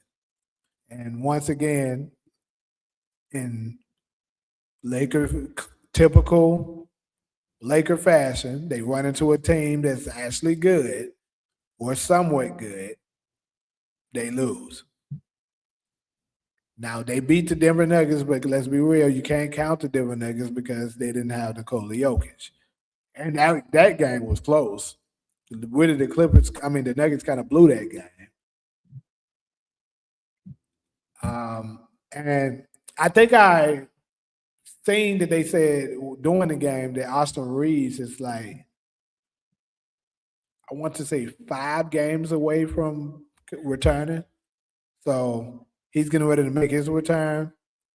Like I said, I'm glad that he sat out as long as he did to basically kill that narrative of them trying to blame him for any of their failures. Now, if he comes back and pretty much when he comes back right now, it's a win-win situation for Austin Reeves. Because if he comes back and they're still losing, he can simply spin the narrative and be like, well, they were losing before I came back. So you can't say I'm the problem. They were already losing. And when it was just me and Luka, we were winning. They can say that and it'll be the truth. Or let's say Austin Reeves come back and the Lakers are starting to play significantly better. Then he can spin the narrative even better in his favor. He can say, look, I return, we're winning. So now, so pretty much the ball is in Reeves' court. He can win at any aspect right now. And I'm not even a fan of, me personally, I'm not a fan of Austin Reeves. I'm going to go ahead and just put it out there. I'm not a fan. Do I think he's good? Yes. But the reason I'm not a fan of Austin Reeves is because I don't like his play style. I hate this new play style of people just flopping and trying to draw fouls all the damn time. This shit is garbage and trash to me. I hate it. Any little thing, they throwing the ball up, trying to draw a foul. It's garbage. You played in another era, you'll be a bench warmer. And if that. But we are in this era, and he's pretty damn good at it. So it is what it is. You know, he was looking like an all-star caliber player when he was playing and when he was healthy with him and Luka. And like I said, pretty much he's in a winning position right now. And I know he's looking for this is a contract year for him. So good luck to you. You know, I'm not against anybody trying to get their money and stuff like that. And as far as the Clippers, I think the Clippers are very dangerous right now. The Clippers is a dangerous team. If I'm one of the top teams in the West right now, if the playoffs, hold on, let me look at these standings. So currently, right now, if the playoffs were to start, oh shit, my Suns is now the 5th seed. Turn the fuck up. I didn't even know that. We're the fucking 5th seed now. We in front of the bum ass Lakers now. And we 1 win away from and 1 loss away from Houston, 2 losses away from Denver. Damn, I told folks, bro.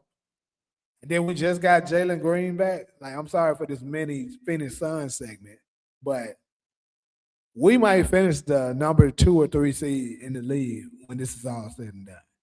We're not going to catch the Thunder, but we got a legit chance at being the number 2. Spurs only got 14 losses, and we've already had a pretty tough schedule thus far. So, shout out to them Suns. But anyways, currently right now the Clippers are at the 10 seed. So, if the playoffs was to start now, if the season was to end, the Clippers would be the 10th seed, which means they qualify for the play-in.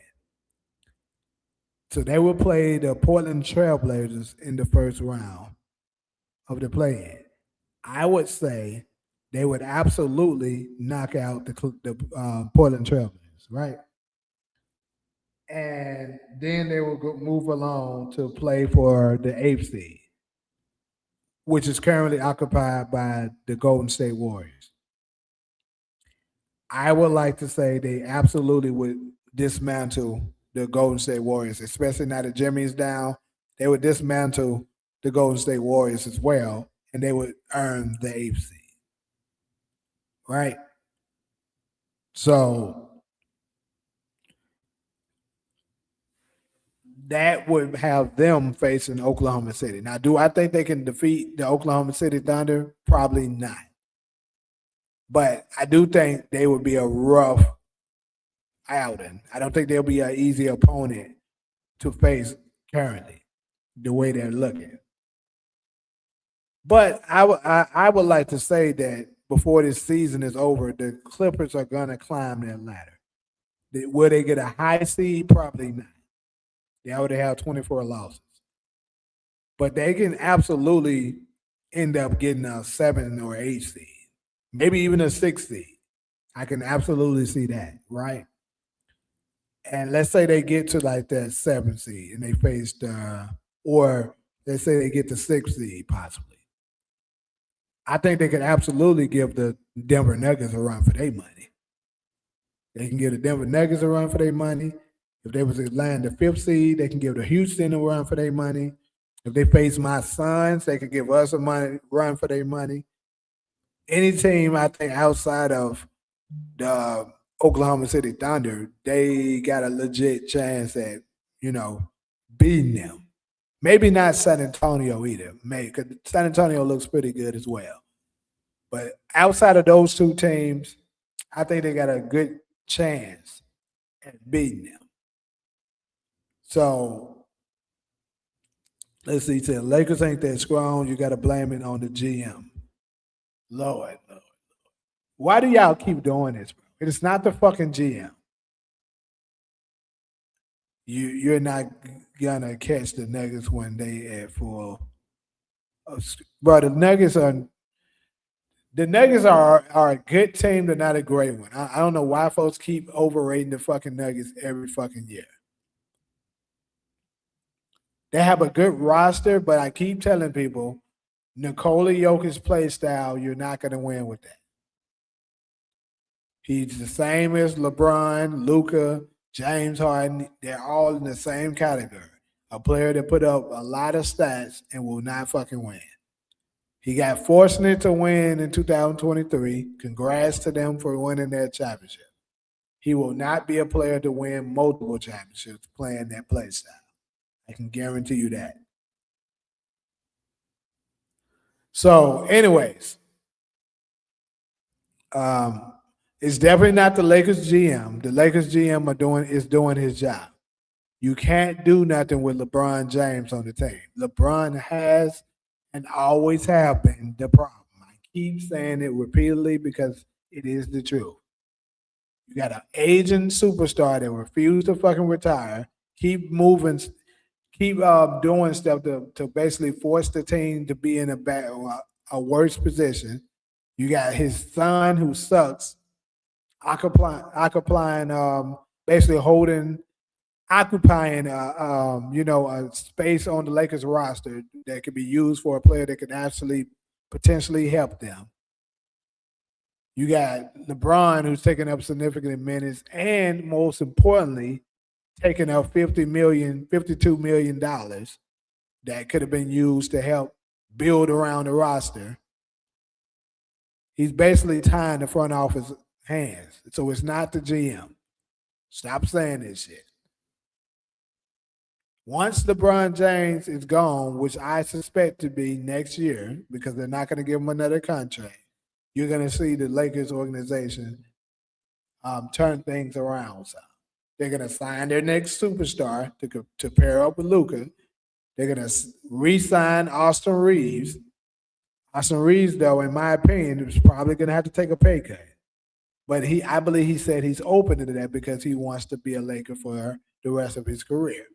So if that's the case, and you got $52 million on the line, on the table now, you may consign Giannis Antetokounmpo or possibly Nikola Jokic. Now, I don't think Nikola Jokic, in my opinion, is a good fit.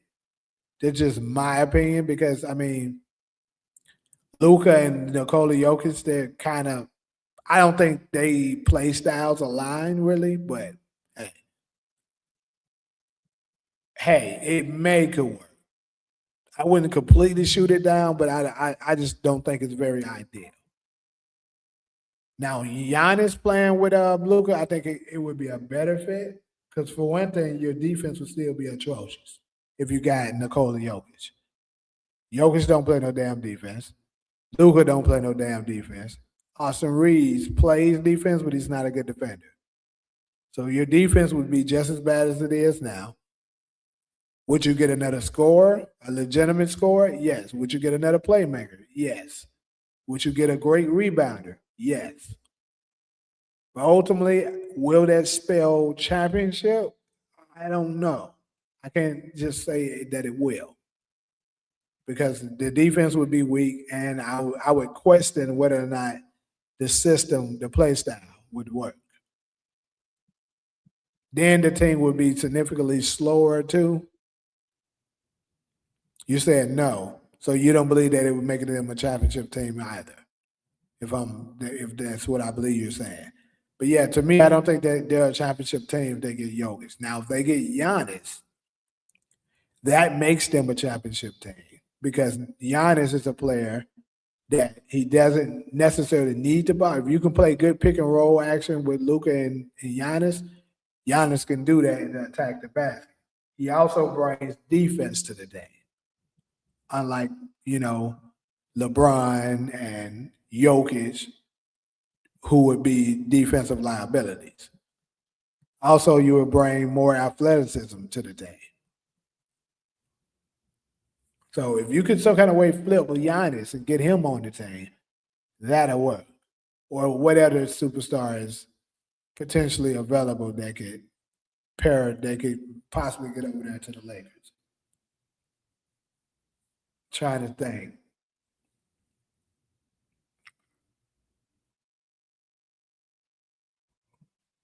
I'm not exactly sure, but it is the Lakers. I mean, wouldn't be surprised of who they would be able to pull off.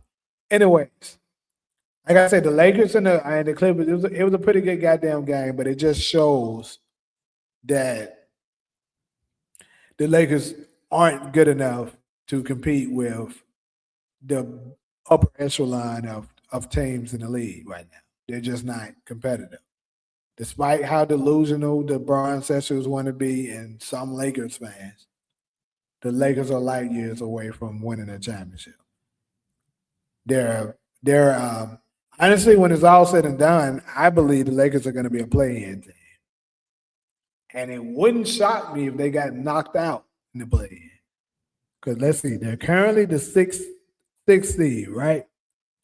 They're only one game ahead of the Minnesota Timberwolves, and they're currently 4 games ahead of Golden State at the 8th seed. And the Lakers' schedule isn't going to get much better from here because they had a pretty easy schedule, in the beginning.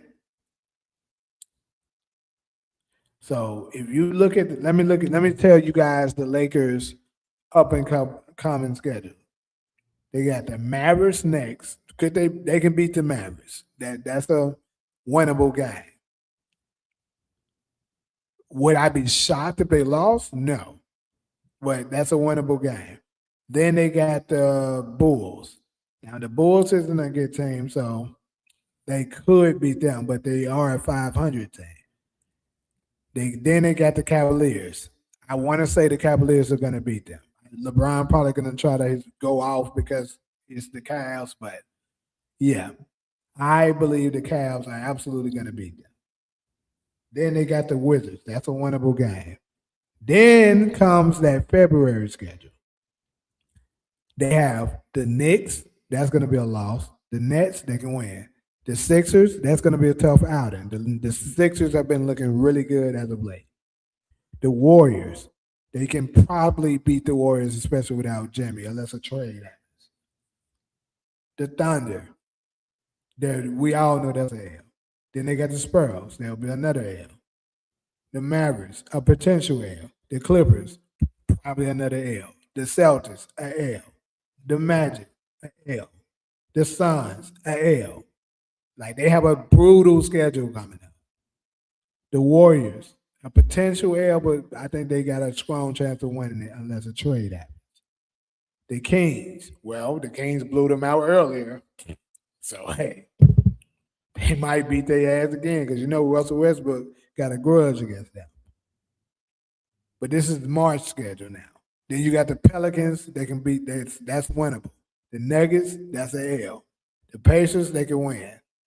The Knicks, that's an L. Timberwolves, that's an L.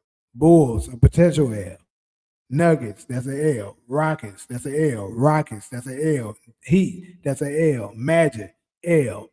Pistons, L. Then you got the Pacers, the Nets, Wizards. They kind of get a little break, and then they end March off with Cavaliers, which could be a potential another L. Then you go to April, you got the Thunder, which would be another L. And then you got the Mavericks, could be a potential another L. The Thunder, another L. Unless the Thunder start resting their players, that's definitely going to be another L. And then you got the Warriors again, who might be an L. You got the Suns again, which would be another L. Then you got the Jazz for a last victory. So I just read off at least 20, it looks like, potential L's. Now, am I saying they're going to lose every last one of them? No. But I would say out of the ones I just read, people, they're absolutely gonna lose at least. Let me see. They're absolutely gonna lose. Out of the 20 that I read, bro, I believe they're gonna lose at least. I want to say it's safe to say they're gonna lose at least 12 of them. At least 12. And like I said, they currently have 17 losses right now. So that would still be that would be a playoff team. But that's me being generous. We also got to consider some of the ones that I said they'll win against, they might lose. So, I mean, they could end up losing like 15 games.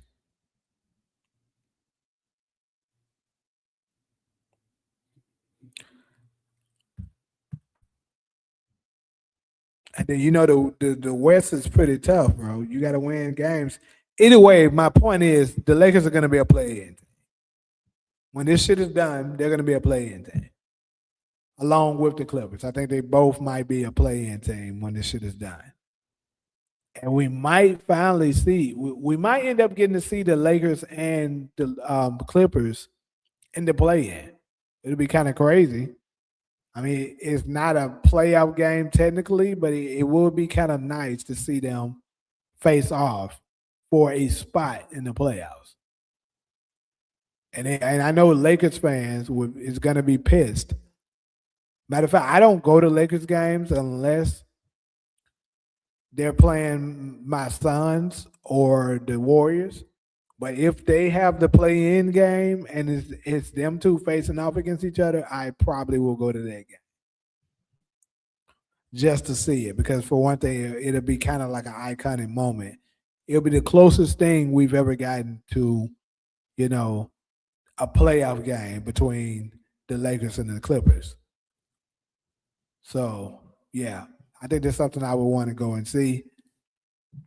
And if the Clippers were to eliminate them from making the playoffs, bro, you know how pissed Lakers fans would be and how that would be another stain on LeBron's Laker legacy. Not necessarily maybe his legacy as a whole, but as his legacy as a Laker, absolutely. Because if you live in LA, you know how diehard Laker fans are. They can't stand the Clippers.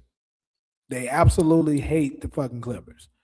So if LeBron allows the Clippers to eliminate them the chance of making it the playoffs and it's done to them by the Clippers, oh yeah, they're going to run him out of LA. So I think that's pretty much all. I'm going to close this segment out on pretty much wrap up the Lakers and the Clippers segment. Like I said, it was a very, very good game, and I think it's going to be interesting to see where both teams will end up at the end of this season. I believe, like I said, they're going to both be a play-in team. Could be wrong. But anyways, yeah. Y'all definitely let me know what y'all got to say up in the comment sections in regards to these three topics. Jeanie Buss, what she had to say about her experience from her eyes with the LeBron James experience with the Lakers, how basically it's been disastrous. He didn't deliver the way they probably expected. Like when they signed him, I'm pretty sure they were expecting to win at least multiple championships, and they ended up getting one that a lot of people don't even consider a legitimate championship. And then, of course, the Warriors struggles, how you think they're going to shape up towards the end of this year. Do you think they're going to be able to potentially land a trade to give Steph some help to possibly still potentially contend for a championship, maybe, or at least be a playoff contender, be able to get into the playoffs and maybe possibly make a run? And then lastly, of course, what did you think of the Lakers and the Clippers game today? It was rivalry week. What important factors did you see if you watched the game that possibly led to the downfall of the Los Angeles Lakers losing this game? And what important factors happened with the Clippers that helped them win the game? And what do you see both of them's future towards the end of this year of the 2025-26 season? Let me know all of that and more up in these coming sessions, but pretty much I'm about to go ahead and check up out of here. So appreciate each and every last one of y'all that stopped through and gave your comments. Shout out to the guy who came up and did the Warriors segment with me. Make sure you guys subscribe to the channel, leave a like, and support the algorithm so that more people can discover the channel.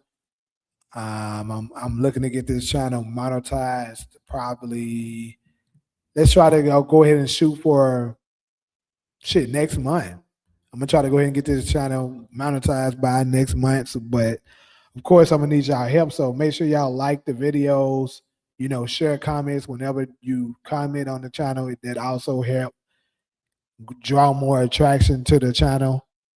And of course, make sure you guys go back and watch these and my other segments. This will be cut up and stuff like that, so you can kind of see more key points and stuff if you don't feel like watching the entire live.